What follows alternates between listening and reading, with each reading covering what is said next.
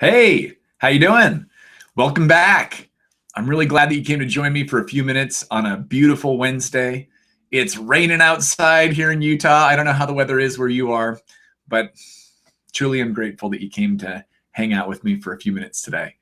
And we're going to be talking today about the power of pivoting your intentions. And pivoting is the process of moving from the negative aspect of what you're looking at and turning it around to look at something positive. And it's one of the most powerful things that you can do. Excuse me. Yeah, I got a sneeze here, but it got caught in the middle. I still remember like the old Calvin and Hobbes cartoons where he would like excuse me. Pardon. He would grab his nose when he was sneezing and like his head would explode or whatever. That's about how I felt just right then. I think I've got a little bit of springtime allergies as my body is acclimating to the spring. It's been a beautiful experience. I love the spring. The leaves are coming out, just pinks and greens and all sorts of colors. But in terms of what we're going to be talking about, visually, I want to paint a picture for you for just a minute. I've got 5 kids. I've actually got my wife's pregnant. We got one on the way. And there's this amazing scene from Kung Fu Panda that I just absolutely love. It's Kung Fu Panda 2. And he's out floating on like a little bit of flotsam. And the enemy armies are directly opposing him. And I forgot who the enemy was right off the top of my head. It's been a couple years since I've seen the movie. But all these battleships are right there, and they've got their gun-powdered cannons all aimed right at him. And it's one lone Kung Fu Panda against the amazing forces of the opposing general.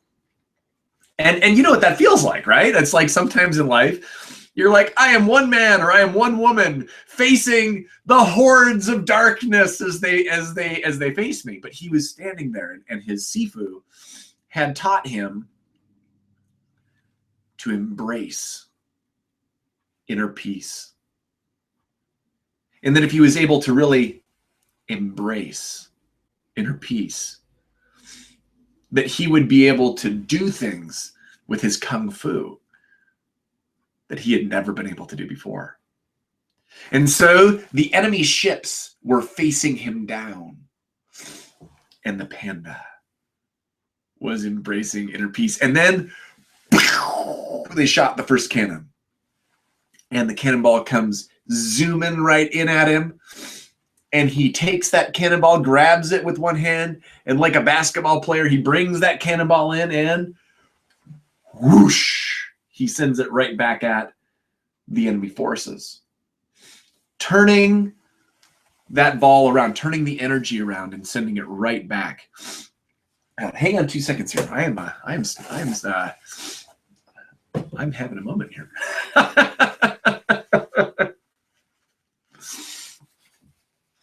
So then shot after shot comes in. The panda receives the shot, shoots it back out, receives another shot, shoots it back out, receives another shot, shoots it back out. And this process of taking the negativity that's fired at us and then using it to actually create what we want is the process of pivoting.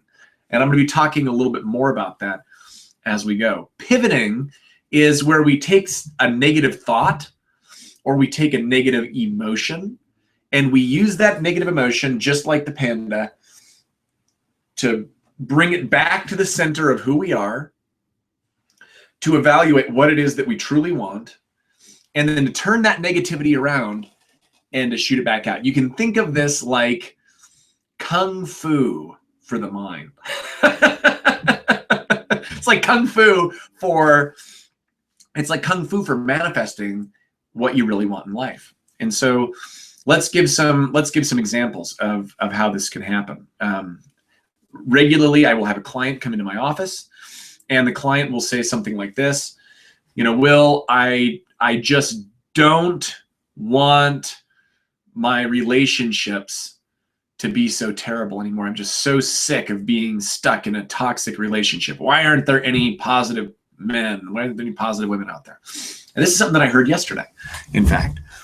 And so you can think of that negative thought and even the intense negative charge behind the emotion that's there like a cannonball that's been fired at the client. And what most clients will do is they'll get just mowed down by it initially, at least, before they start learning how to pivot and pivot with strength. But pivoting is the process of bringing that negativity into the core of who they are and then asking, well, what is it that I do want? You know, if it seems like, if it feels like there's no good relationships out there, if it feels like there's not enough money, if it feels like your health is out of control, what you've done is you've acknowledged that a cannonball has been fired at you. And now the question is what are you going to do about it? Because on the opposite end of what it is that the client is complaining about is a core desire. So think about it. If the complaint is there's no more good ones left, right? Why are all men, such jerks? Why are all women so unavailable, or whatever it happens to be? It's like, well, the core desire that's on the inside of that is I want a deep and meaningful relationship. So here's the question.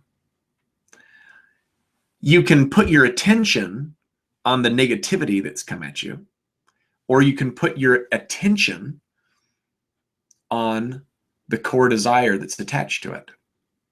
Think of it like a stick, just for a moment. Imagine that I have an imaginary stick. On this end of the stick is what I don't want, right? Let's say it's a financial situation, to give a second example. It's like, I don't want to be broke. That's what someone comes in and says. I don't want my finances to be in such disarray. So that's what they're saying. That's the negative end of the stick. Well, attached to that same stick is a core desire. What's the core desire? Financial stability, financial freedom. On the other end of the stick is what the person really, really wants. From an attention standpoint, you can put all of your attention on what you don't want.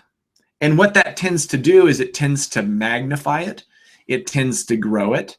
And I actually think there's an important time to actually pay attention to this end of the stick. And that is that when emotions come up or when thoughts come up, I don't think you should avoid them. I think you should look at them long enough to get an understanding of what it's connected to at a core desire level. Because if you put your attention over here on the other end of the stick and you go, well, what I want is financial stability, what I want is financial freedom, you're then in a power position that allows you to go out and get what you want. Think of it a little bit like Google Maps. Man, a couple years back, my wife and I, we navigated all the way across the country. We were moving from it's actually kind of funny. We were moving from Arizona to Oregon, but there were going to be a few weeks when we didn't have a place to live. So we went to go hang out with her family while we were in between places. This is years ago. We had 3 kids. We had 3 kids. We had one on the way. My wife was pregnant with baby number 4. She's now pregnant with baby number 6. Congratulations, Will. Yay. We think it's a little girl, but we don't really know. We had a first ultrasound, but they didn't tell us exactly if we were having a boy or a girl. So anyway, so we had she was pregnant, and so we were going to drive from Arizona to Ohio, where her parents then lived. Her parents now live in North Carolina, just outside of Raleigh. And so we made a map with Google. And I maybe it was MapQuest back then. I don't remember, but it was one of the online services. We'll say it's Google Maps. And what Google Maps asked us for is it asked us for our point of destination, which was, which was to go out to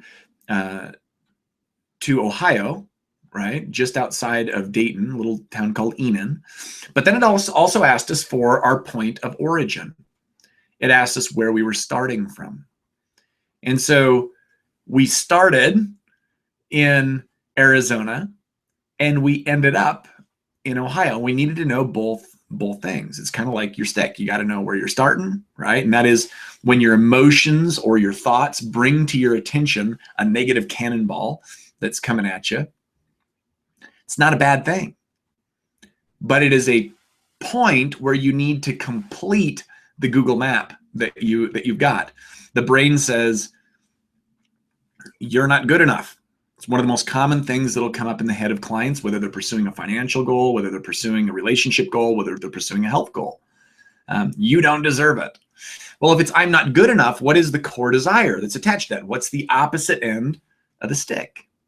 Well, the opposite end of the stick is a core desire to be enough or to be accepted. The core desire is what will govern what you want. And if all you do is accept the cannonball, but you don't turn it around, or if all you do is accept the negative end of the stick, but you don't connect it back to the core desire, you're unlikely to get what you want. Think about it. So I'm a vegetarian, which makes it harder to order at certain restaurants. So let's say I'm going in to a fast food restaurant.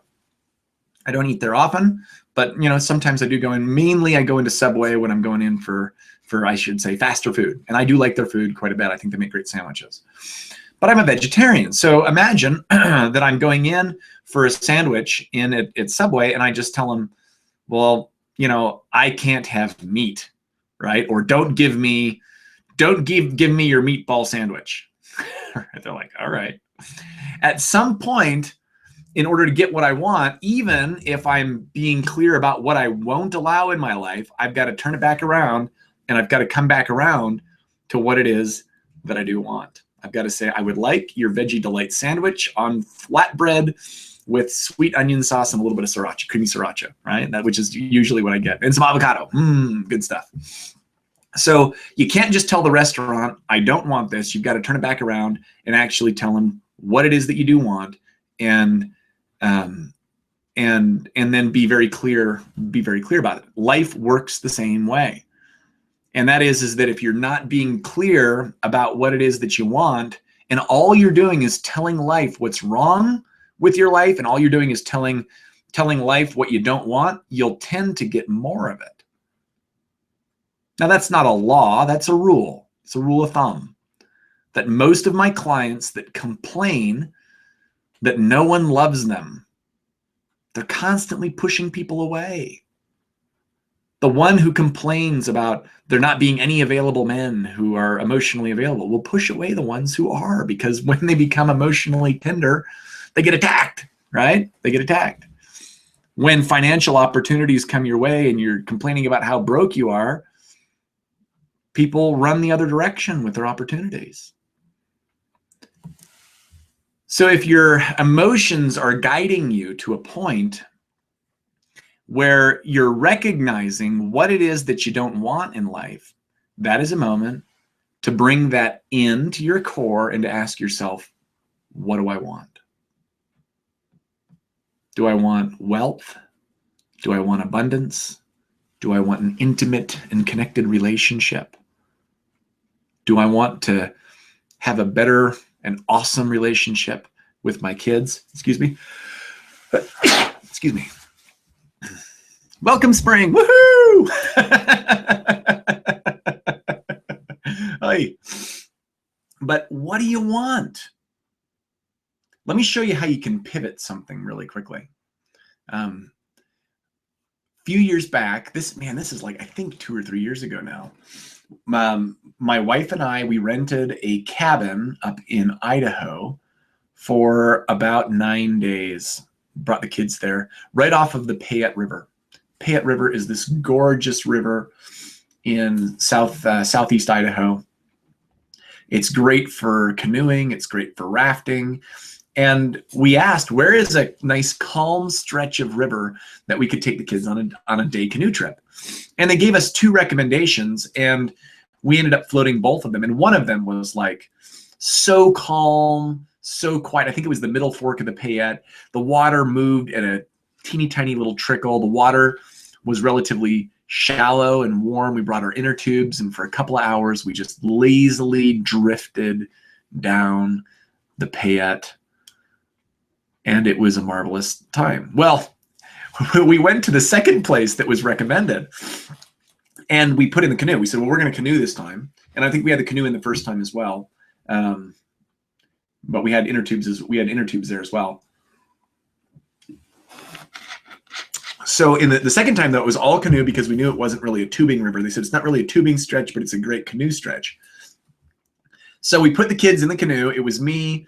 One of my buddies was there with me, and both experienced canoeists, if that's what you call. I think that's what you call them. We're canoeists, right? So we were going down the river, and at first it started off pretty gentle, but it was not really a family-friendly stretch. I mean, there were minor rapids.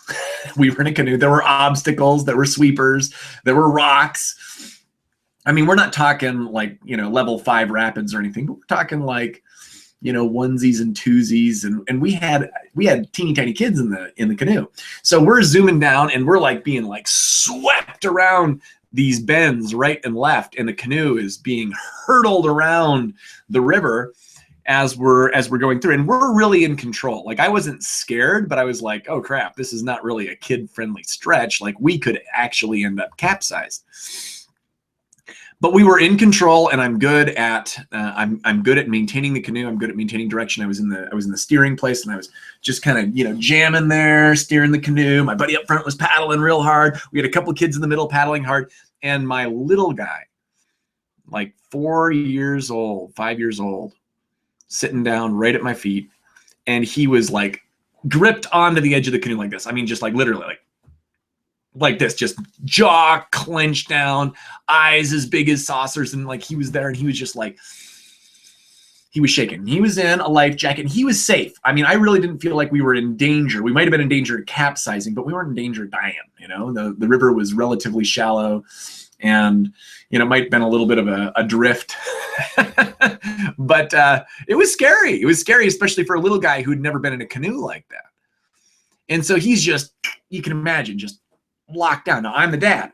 So what do you do as a dad? First thing I do is I say to him, well, Josh, you're totally safe. I will not let anything happen to you. Right now, listen to my language. I'm really kind of focusing in on the negative things. This is not scary. You're gonna be okay. And it's like he could not accept that suggestion. He was so terrified by the speed of the river, and it was such a new experience that he really could not calm down. And there came a moment where I realized that simply telling him, "You're going to be okay," wasn't enough. So instead, I said this. I acknowledged the negative end of the stick. I said, Josh, the river is fast and scary. Clenched teeth, holding onto the edge. He goes, all right, poor kid, scared out of his mind. Yeah, he nods his head. Yeah, it is scary, Dad. And I said, and the water is moving fast. And he nodded his head, still talking about this end of the stick. And then I said, and you are a brave boy. And you could see him almost visibly relax as he sat up straighter. And he nodded his head. And I said, even though there's rocks, even though there's trees, even though the water is scary, you are brave. And we shifted his attention from what he didn't want. Oi. Excuse me. We shifted his attention from what he didn't want back to what he wanted. And in that moment, he relaxed. Now, we kept him safe. We pulled out about an hour later off the South Fork of the Payette, and we were fine. We were safe. And actually, the ride really got calmer the farther along we got. And evidently, it was a little rougher that time of year than it usually was. But we made it safe. But that's a great example of how to shift somebody's attention from where it's negative back into where it's positive. So let's take a relationship. Oh, by the way, I just want to pause for a minute. If you're enjoying what you're getting here, I want to make sure that I invite you. I teach people how to build audiences and businesses online, how to help people create followings, and how to really lift and inspire others. So if you're the kind of person that likes to lift and inspire other people, click the button below as soon as you're done watching here today and watch the presentation that's there. I would love to share with you this opportunity that I share with people to step into their own greatness, to step into their own power, and to really go for something big in life. And if you want to make a big positive difference in the lives of other people, make sure you click the button below later on. I'll probably talk about that a little bit later as we keep on going. But that story really illustrates an example of going from a pain point to going to a positive point. So back to the relationship thing.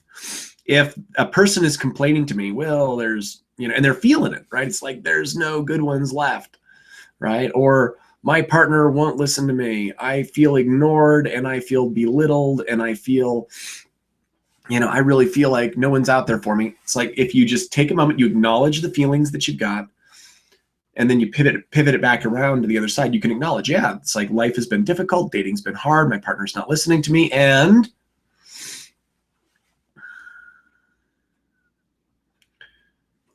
I am committed to find the one that I love, or I'm committed to be a better communicator, or I'm committed to be kind and gentle and to attract the kind of person that I want to be with into my life. And so that's how you play that pivot point. Let me go ahead and share. I'm going to share a technique with you, and then I want to wrap up with a story. We're going to go somewhere between probably 10 and 15 minutes more. If you want more information about what I'm doing, you can click the button below once we're done. Let me draw something out for you. I want to show you a technique. This is a technique that I use to help clients pivot and focus in on more positive things. And what I do, and what I start with, is I start with a negative thought, and I try to identify the negative emotion that goes along with it. And that's actually, in my opinion, that is your nervous system, that is your soul, that is your emotions guiding you and pointing out an area where you've got something to work on. So if something keeps on coming, if something comes up once, dismiss it. If it comes up twice or 3 times or 10 times, or it's like on autoplay in your head, you've already tried to ignore it. It's not working. So what I say instead is, if it keeps on coming up, or if it's a persistent thought, you are much better off taking time to draw your attention into it and to take a good solid look at it, and with the intention of shifting it back around to something that's going to be more of a creative act. So let me show you how to do this. So if the thought is something like, I am not enough, right? So here's what I got. I've got a T-chart. On that T-chart, what we're going to have is we're going to have a negative end to it, and we're going to have a positive end to it. We don't want to just take the negative thought. We actually want to take the negative thought, and we want to take the emotions that are attached into that negative thought. So let's just kind of go there for a minute. So I saw a client about 2 or 3 days ago. The negative thought was, I am not enough. And attached to that thought, there was an intense level of fear. So we're going to go with that here for just a minute. And so we've got I am not enough, and we've got fear. Now, the next thing I do with my clients is I ask them to locate the fear inside of their mind and heart. And Sometimes it shows up in the head, sometimes it shows up in the chest, sometimes it shows up in the belly, sometimes it might show up in another part of the body. About 1 in 5 people will actually describe the emotion being somewhere just outside of their body. Now, if that weirds you out, don't worry about it. That's just their experience. And if that's your experience, that's cool, right? So 1 out of 5 actually experiences like an emotion, like an object, like right outside of their body. So I say you want to scan in and around your body, and you want to notice where you are feeling or where you are perceiving the sensation of fear, anger, sadness, guilt, or shame. Now, if you're at home, or if you're at work or wherever you're watching this, I don't know what your negative thought is, and I don't know what your negative emotion is, but I'm going to encourage you to actually jot it down. So jot it down, make your little T-chart, identify the emotion, then identify where you feel it. So this client felt it right below the solar plexus, like a giant spiky ball.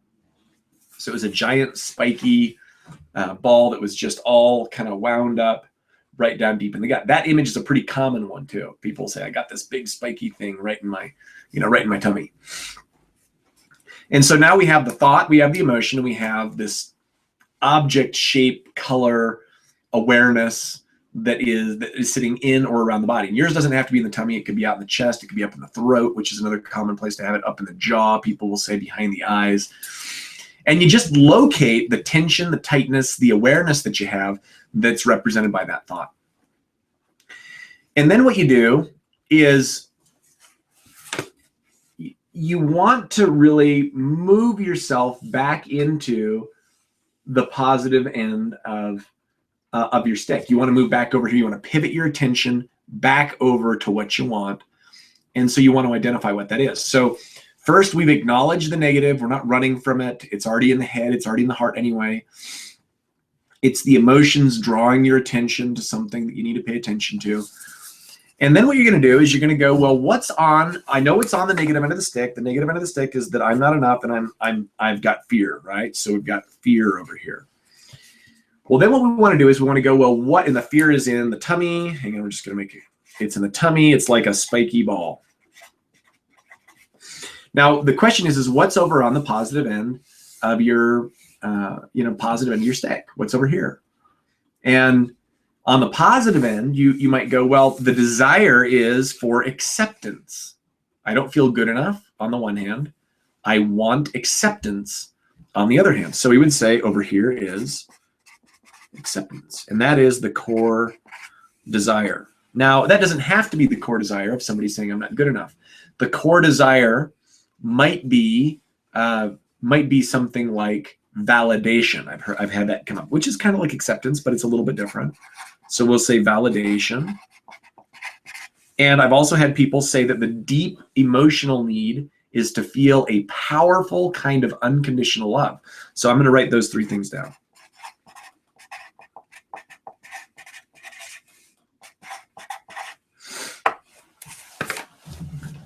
So now we're not done. We're just getting started.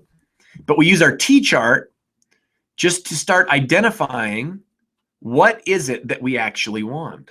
The thought comes up, I'm not good enough, but what the soul is really craving, right? What the deep inner being is really craving is acceptance, validation, unconditional love, or something else.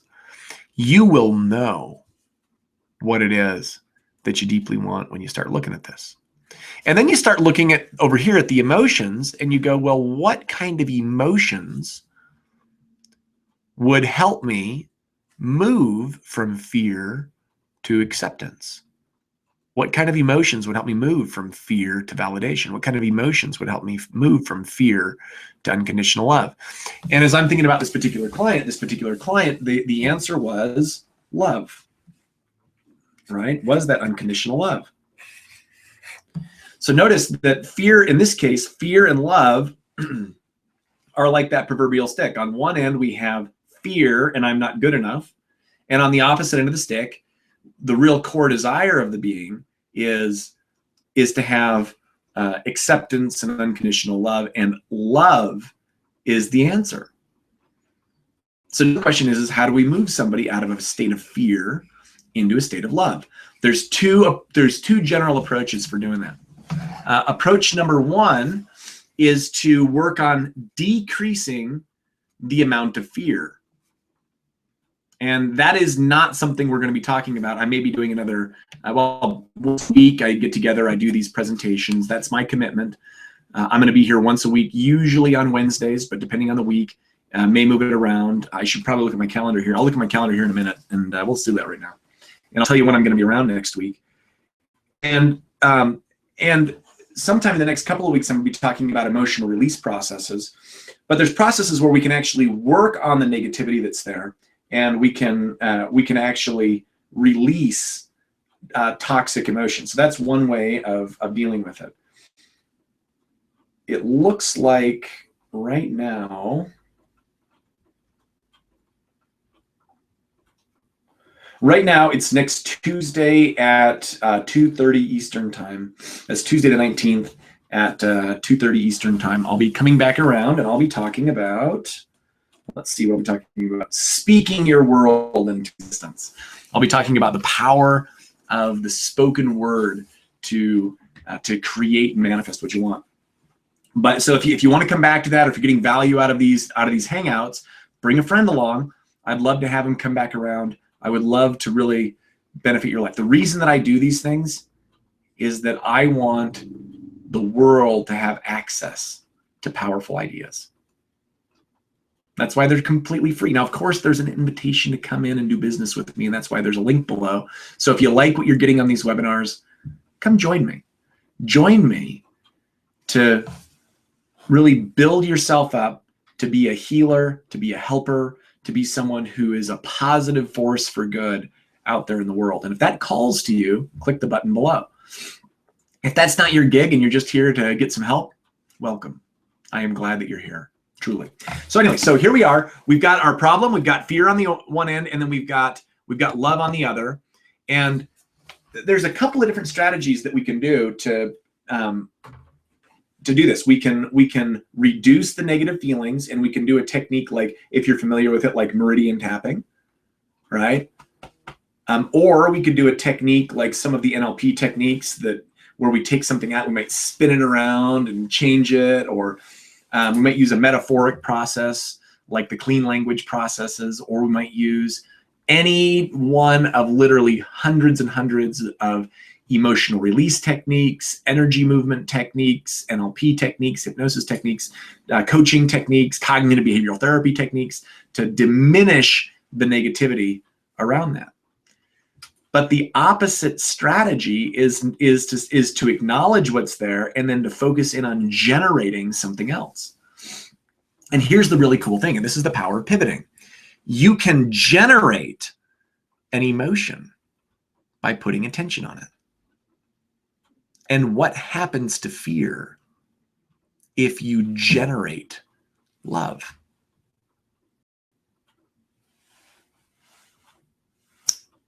They change.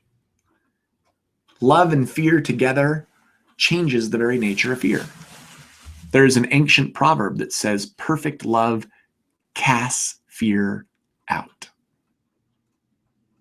It's like a 2,000-year-old saying. Love and fear can't exist without the fear changing. Think about, let's use a war analogy for just a moment. Think about the man or the woman who's in the trenches at war, scared for his or her own life. A friend nearby comes into danger, while the man or the woman will not brave the bullets and the enemy fire for her own safety. She will sacrifice her safety for the love of a friend. I watched once, this is when my wife was pregnant again. This is baby number 4, same baby, a couple of baby number 4 stories today. She's pregnant with baby number 4, and baby number 3, my little Laura Jane, my beautiful little Laura, she was a teeny tiny little toddler, and somehow the door had been left open. I think a relative came to visit and they didn't shut the door quite securely. And so what is any toddler going to do? It's like freedom, right? So she goes over to the door very quietly. She looks back and forth. She opens the door, and then she sprints for freedom, right? Making her bid into the great unknown. Wow, I'm free, right? Diaper, nothing on, right? Just a diaper, and just like streaking down the Arizona road, and she is moving. We lived in a little area that was near a major road, but it was like, down the block. My wife was like pregnant. She wasn't just pregnant, she was like way pregnant, if you know what I'm talking about. She was coming to the end of her term. And I mean, she's maybe like 7 months or something like that. I mean, she's just really big, big and uncomfortable, and it was hot outside, right? But our toddler now is like streaking naked, pretty much. I mean, in a diaper, like streaking towards this busy street. I'm off at work. My wife, although she would not run for her own well-being, although she would certainly not sprint in the Arizona heat, she took off without any thought of her own safety, her own well-being, ready to run into oncoming traffic to save the toddler. Because in the presence of love, fear is transformed. And so one of the most powerful ways to pull a Kung Fu Panda is to find the opposite emotion that is being generated in your body and to actively focus on creating a powerful new experience. So let's do a little experiment here together, if that's okay. If you're in a place where it's safe to do it, let's do a closed eye process here for just a minute. If you're driving or something, first off, make sure you're safe. But you might not want to close your eyes. In fact, if you're driving or like flying a plane or like operating some dangerous piece of equipment or something like that, just don't do this next exercise till later. But let's do a closed eye process. I want to show you that you can generate an emotion on demand. Now, if you're bad at doing this, okay, I'm just going to give you like permission to forgive yourself right now. But I want you to experiment with it, and I want you to see what's possible. Because by directing your thoughts, you can create an emotion. Let's do this. So eyes closed, getting comfortable and safe.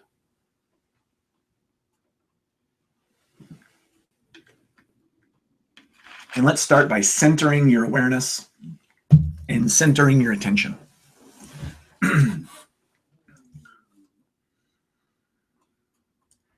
Some of my clients will imagine putting roots down deep in the earth.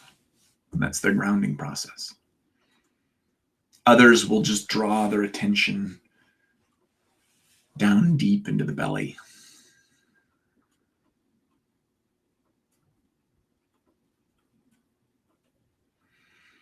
Other people will use a little bit of imagery. I have one client that imagines becoming a mountain, just becoming part of the earth.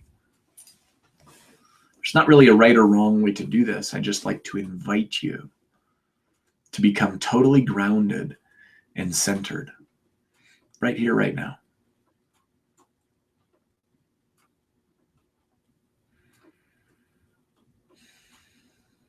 And you can become aware of your body.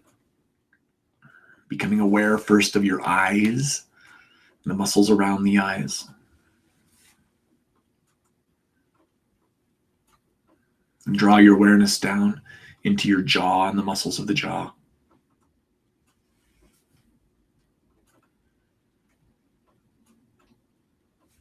And draw your awareness into the shoulders,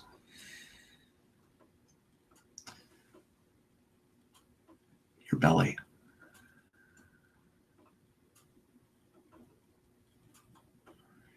your hips, allowing yourself to become grounded and centered in the right here, right now. As you open up your awareness from your eyes down to your toes, allowing your entire body to become rested, relaxed, to feel good.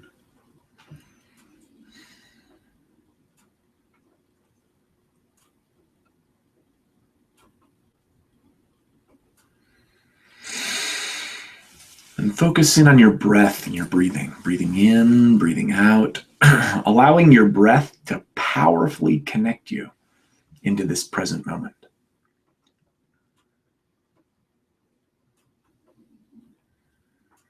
Enjoying each breath and allowing each breath to be a gateway into the present moment. It's a powerful practice to focus in on the breath.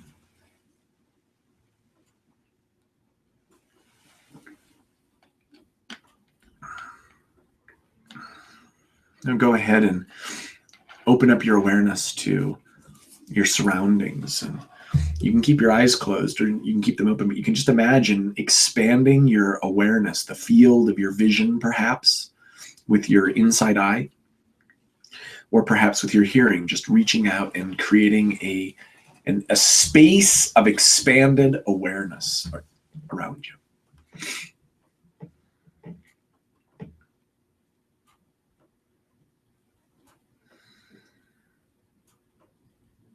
And now imagine being in a special place, a place of calm, a place of peace,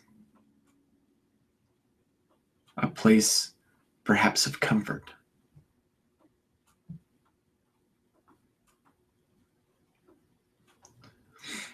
And in that place, imagine a light that represents love, pure, unconditional love.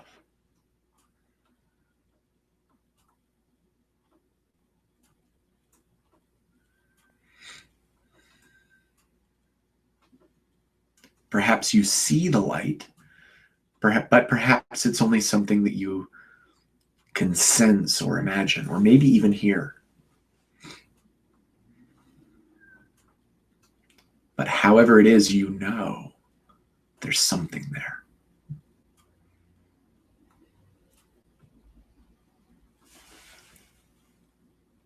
Notice the color.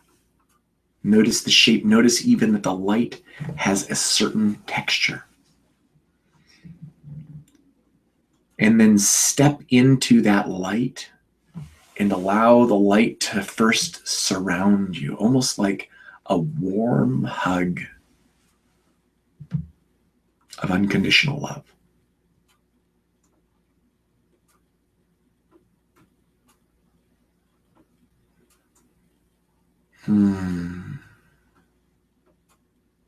Feels nice.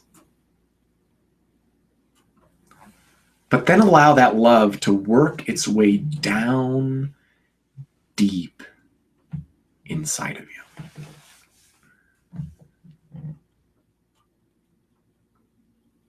Almost like the warmth and the light and the love just works its way down, down, down into the very depths of your soul,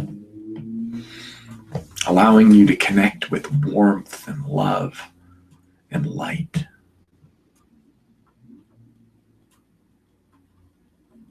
You deserve this kind of light. Then just use that light to remember what it's like to be deeply loved. Maybe you have a pet, or maybe you have a relative who is very, very dear. Maybe it's grandma, maybe it's an aunt, an uncle, but someone who truly and deeply loved you. Maybe it's just a close friend. I think of my little puppy Snowball all those years ago when I was just a little boy. And imagine inviting their presence into your very being and feeling the powerful presence of unconditional love.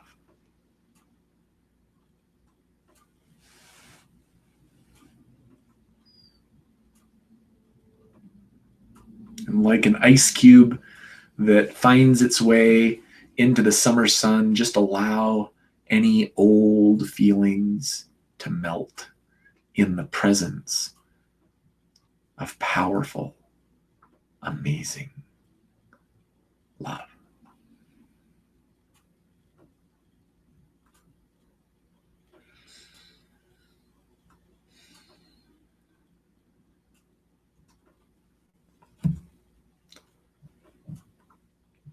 And when you're ready, open your eyes, bring your awareness and attention fully back into the present moment, fully back into the now, bringing back with you the presence of unconditional love.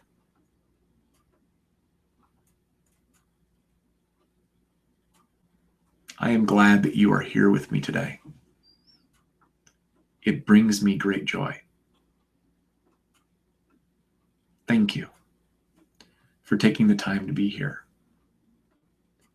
Remember, every negative thought and every negative emotion is tied to a core desire. And just like Kung Fu Panda, when the enemy warships are sending you the cannonballs, you can bring that cannonball in, evaluate what your true want, true need, true desire is, and respond with love and light. If your mission in this world is to be a bringer of light, I'd like you to join me, to lock arms with me, to step into your own greatness. And you do that by clicking the button below and watching the video from beginning to end. I am actively looking to help 12 people step into their own power, not only for themselves, but for others, to lift and inspire and motivate. I'm looking for 12 leaders. And if you are the kind of person that wants to be a light, that wants to learn to lift other people, that wants to shine,